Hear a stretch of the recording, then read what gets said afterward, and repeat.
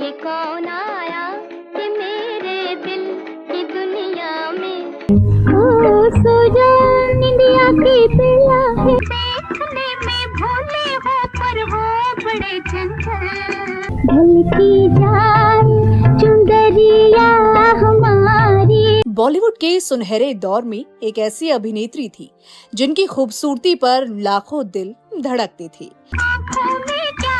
उनकी बड़ी बड़ी चमकती आंखें, मासूम सी मुस्कान और चेहरे पर झलकती सादगी दर्शकों को पहली ही झलक में अपना दीवाना बना देती थी। वो जब पर्दे पर आती तो पूरी स्क्रीन जैसे रोशन हो जाती और दर्शक अपनी नजरें उनसे हटा ही नहीं पाते थे। उनकी अदाओं में ना तो बनावट थी और ना ही दिखावा, बस एक नेचुरल आकर्षण था जो सीधे दिल तक उतर जाता था। हल्के से मुस्कुराना, धीमे धीमे संवाद कहना और पर्दे पर अपने किरदार को जी लेना, ये उनकी खासियत थी। उस दौर की कई अभिनेत्रियां ग्लैमर और चकाचौंध में खो जाती थी, लेकिन इस अभिनेत्री की खूबसूरती में एक शालीनता थी जो उन्हें भीड़ से अलग बनाती थी। लेकिन उनकी एक और खास बात थी जिसने उन्हें बाकी सभी से बिल्कुल अलग बना दिया। उन्होंने अपने पूरे करियर में सिर्फ अपने पति के साथ ही फिल्में दी। आज की रात पिया दिल न तोड़ो, ना किसी और हीरो के साथ स्क्रीन शेयर किया, ना ही किसी और बैनर की फिल्म का हिस्सा बनी। लाख जमाने वाले ये फैसला उस दौर में हैरान करने वाला था जब बड़ी बड़ी हीरोइनें अपनी अलग पहचान बनाने के लिए अलग अलग सितारों के साथ काम करके अपना नाम बनाती थी। उन्होंने फिल्मों में कदम रखा तो पहले ही फिल्म से सफलता की सीढ़ियां चढ़ गई, फिर एक के बाद एक हिट फिल्में दी और हर फिल्म में उनके साथ थे उनके जीवन साथी। मन की बात पिया मान लो। यहाँ तक कि एक फिल्म की शूटिंग के दौरान दोनों ने अचानक शादी भी कर ली और फिर शादी के बाद कुछ ही समय में उन्होंने फिल्मी दुनिया से दूरी बना ली, पर उनका नाम आज भी बॉलीवुड की सबसे अनोखी और यादगार कहानियों में लिखा जाता है। कोई कहता मिलन की घड़ी आ रही।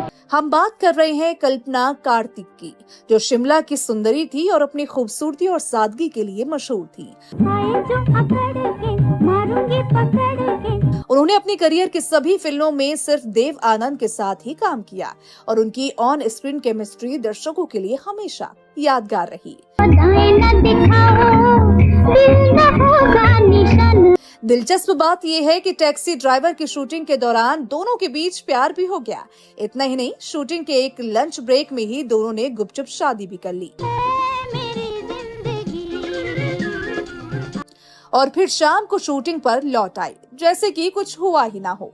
ये छोटी सी फिल्मी कहानी उनकी जिंदगी को और भी ज्यादा रोमांचक बनाती है। अभिनेत्री कल्पना कार्तिक के जीवन से जुड़े मजेदार किस्से हम आपको यहाँ बताएंगे। अभिनेत्री कल्पना कार्तिक के जीवन से जुड़े मजेदार किस्से हम आपको यहाँ बताएंगे। बॉलीवुड में उनका कैसे आना हुआ, शिमला की सुंदरी कैसे बनी, देवानंद से मुलाकात, प्यार और फिर शादी, बताएंगे और भी बहुत कुछ, तो बने रहिए हमारे साथ। दिल की कहानी अपनी जुबान।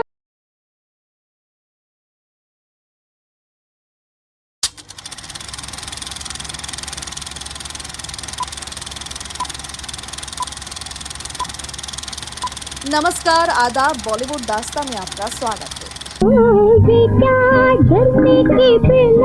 दोस्तों, हम कल्पना कार्तिक के जीवन के बारे में बात करेंगे, लेकिन उससे पहले बात कर लेते हैं उनकी पढ़ाई लिखाई, परवरिश और परिवार की। कल्पना कार्तिक का जन्म साल 1931 में हुआ था। उस समय देश आजाद नहीं हुआ था और भारत ब्रिटिश शासन के अधीन था। जो फूट और रंजिश है उन्हीं विदेशी आकाओं की। उनका असली नाम मोना सिंह था। वो पंजाब प्रांत में पैदा हुई, जो आज के पाकिस्तान का हिस्सा है।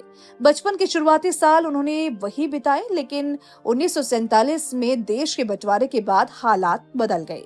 विभाजन के दर्द से लाखों लोग प्रभावित हुए और मोना का परिवार भी उन लोगों में शामिल था जिन्हें अपना घर बार छोड़कर भारत आना पड़ा। उस कठिन दौर में परिवार ने हिमाचल प्रदेश के खूबसूरत शहर शिमला में नई शुरुआत की। शिमला की ठंडी, शांत और हरियाली से भरी वादियों में मोना सिंह का बचपन गुजरा। यहाँ की ताजी हवा और प्राकृतिक सुंदरता ने उनके व्यक्तित्व को निखारा। उनका परिवार शिक्षित और अनुशासन प्रिय था। बचपन से ही उन्हें अच्छे संस्कार दिए गए। समय का महत्व, दूसरों की इज्जत करना और मेहनत से अपना रास्ता बनाना उन्होंने परिवार से सीखा। मोना की आंखों में हमेशा एक चमक रहती थी और उनकी मुस्कान में ऐसी सादगी थी जो लोगों को अपनी ओर खींच लेती थी। पड़ोसियों से लेकर रिश्तेदार तक मानते थे कि ये लड़की एक दिन बड़ी पहचान बनाएगी। मोना ने अपनी स्कूली शिक्षा शिमला के नामी स्कूल में पूरी की और आगे की पढ़ाई के लिए सेंट बेट्स कॉलेज शिमला में दाखिला लिया। कॉलेज में वो पढ़ाई में तेज थी और साथ ही सांस्कृतिक गतिविधियों में भी सक्रिय रही। डिबेट, ड्रामा और खेलकूद, हर क्षेत्र में उनका नाम आता था। उनके शिक्षकों का कहना था कि मोना में आत्मविश्वास और प्रतिभा दोनों कूट कूट कर भरी है। कॉलेज की गलियों में उनकी खूबसूरती की चर्चा आम थी। उनके दोस्तों के बीच ये मजाक भी मशहूर था कि अगर शिमला में मिस पॉपुलर का खिताब होता तो वो भी हमेशा मोना को ही मिलता। मोना सिंह का परिवार बेहद सुसंस्कृत था। उनके पिता एक आर्मी ऑफिसर थे, सख्त लेकिन दिल के साफ इंसान। उन्होंने बेटियों को अनुशासन, समय पालन और मेहनत का महत्व सिखाया। उनकी माँ गृहिणी थी, लेकिन शिक्षा और संस्कृति के महत्व को भली भांति समझती थी। वो अपनी बेटियों को किताबें पढ़ने, संगीत सुनने और अच्छे शौक अपनाने के लिए प्रोत्साहित करती थी। मोना घर में सबसे ज्यादा चुलबुली और हंसमुख मानी जाती थी और पूरे परिवार की लाडली भी थी। कॉलेज में पढ़ते पढ़ते मोना सिंह की सुंदरता और व्यक्तित्व ने सबका ध्यान खींचा। उन्होंने स्थानीय स्तर पर आयोजित मिस शिमला प्रतियोगिता में हिस्सा लिया और जीत हासिल की। ये जीत उनके जीवन का टर्निंग पॉइंट साबित हुई। मोना सिंह का फिल्मों में आना किसी तयशुदा प्लान का हिस्सा नहीं था। उनकी जिंदगी कॉलेज की किताबों और शिमला की वादियों में सुकून से गुजर रहा था। लेकिन कहते हैं ना, किस्मत जब दस्तक देती है तो दरवाजा खुद ब खुद खुल जाता है। 1950 के दशक के शुरुआत में प्रसिद्ध फिल्मकार चेतन आनंद शिमला में शूटिंग के सिलसिले में आए थे। किसी दोस्त ने मोना की खूबसूरती और शालीनता के किस्से उन्हें सुनाए। चेतन आनंद की जिज्ञासा बढ़ी और उन्होंने मोना से मुलाकात की। पहले ही नजर में उन्होंने समझ लिया कि ये लड़की बड़े पर्दे पर छा सकती है। चेतन आनंद ने मोना को अपने भाई देव आनंद से मिलवाया, जो उस समय इंडस्ट्री में एक उभरते हुए स्टार थे और अपनी प्रोडक्शन कंपनी नवकेतन फिल्म्स चला रहे थे। मोना को फिल्म बाजी 1951 में नायिका का किरदार ऑफर किया था, लेकिन फिल्मों में कदम रखने से पहले मोना का नाम बदलना जरूरी समझा गया, क्योंकि उस दौर में ये ट्रेंड था कि नए कलाकार को नया यादगार नाम दिया जाए। इस तरह मोना सिंह बन गई कल्पना कार्तिक, एक ऐसा नाम जो आने वाले सालों में बॉलीवुड के सुनहरे पन्नों में दर्ज हो गया। मेरे हाथों में किसका बाजी का निर्देशन गुरुदत्त कर रहे थे और ये उनकी बतौर डायरेक्टर पहली फिल्म थी।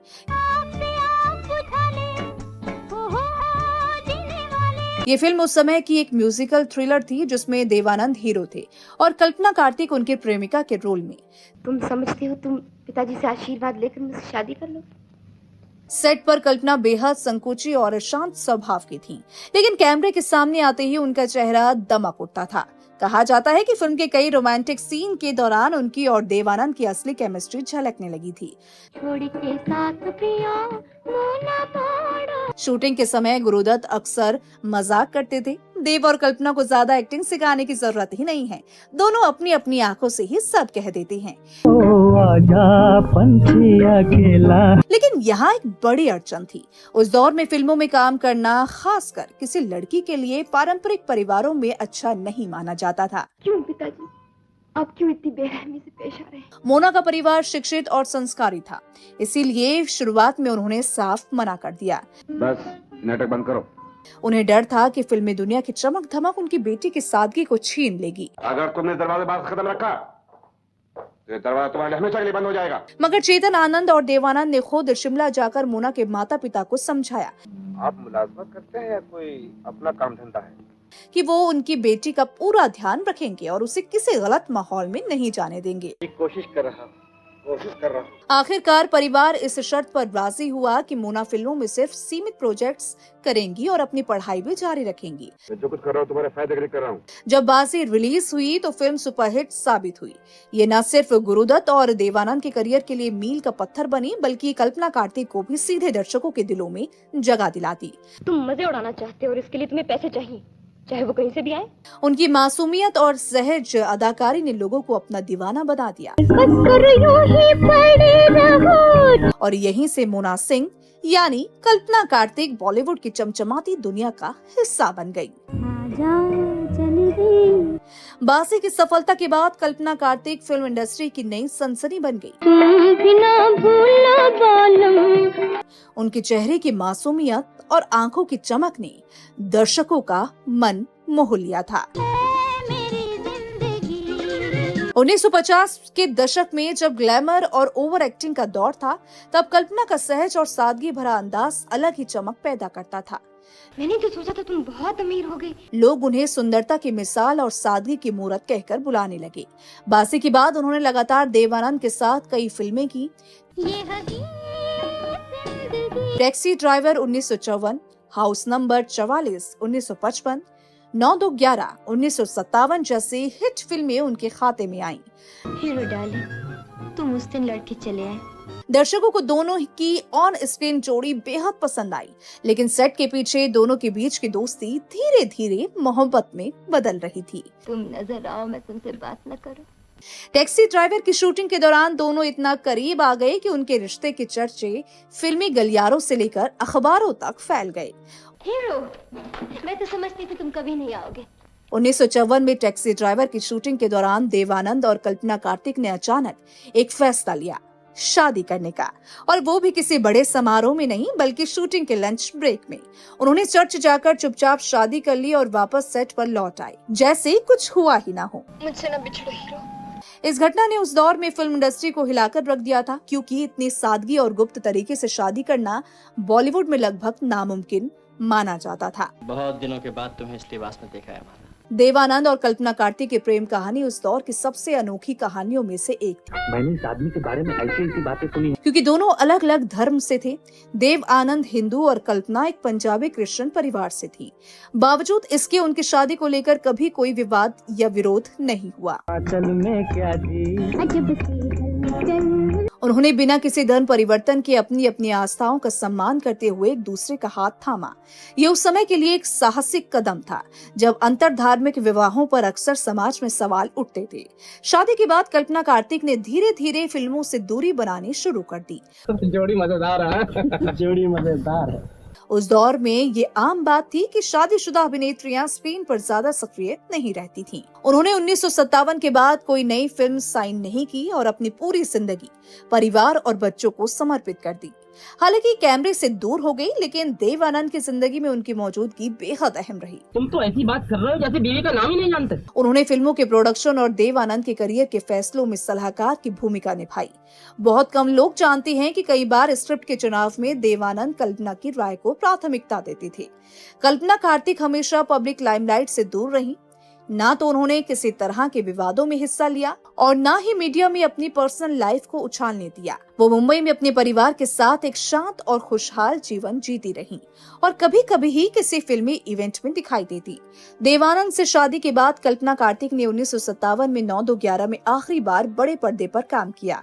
इस फिल्म में भी उनके साथ देवानंद थे और दर्शकों ने एक बार फिर उनकी जोड़ी को पसंद किया, लेकिन इसके बाद उन्होंने पूरी तरह एक्टिंग छोड़ दी। उस दौर में ये कदम चौंकाने वाला था, क्योंकि उनकी लोकप्रियता अपने चरम पर थी।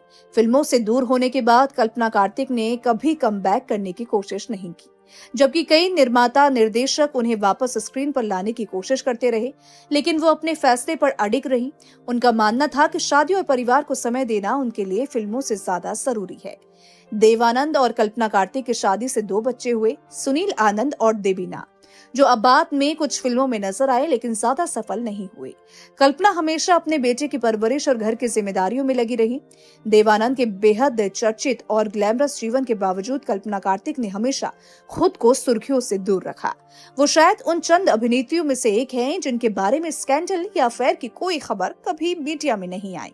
उनकी यही सादगी और निजी स्वभाव उन्हें बाकी अभिनेत्रियों से अलग बनाता है। देवानंद के निधन यानी कि 2011 के बाद भी कल्पना कार्तिक ने किसी भी तरह का मीडिया बयान या भावनात्मक इंटरव्यू नहीं दिया। आज कल्पना कार्तिक जीवन के उस पड़ाव पर हैं जहां शोहरत, तालियां और कैमरों की चमक पीछे छूट चुकी हैं। वो अब मुंबई में अपने परिवार के साथ एक बेहद निजी और शांत जीवन जी रही हैं। देवानंद के निधन के बाद उन्होंने खुद को पूरी तरह सार्वजनिक कार्यक्रमों से दूर कर लिया। न मीडिया इंटरव्यू, न रेड कारपेट, न चर्चाओं में नाम, बस अपने छोटे से संसार में सीमित खुशियां। उनके दिन अब फिल्मों के स्क्रिप्ट और कैमरों के बजाय किताबों, अध्यात्म और परिवार के मुस्कान के बीच गुजरते हैं। वो अब भी अपनी वही सादगी, अनुशासन और गरिमा बनाए हुए हैं जिसने उन्हें पर्दे पर भी खास बनाया था। कल्पना कार्तिक शायद आज बॉलीवुड की उन दुर्लभ हस्तियों में से एक हैं जो शोहरत के शिखर से उतरी मगर अपनी पहचान खोई बिना।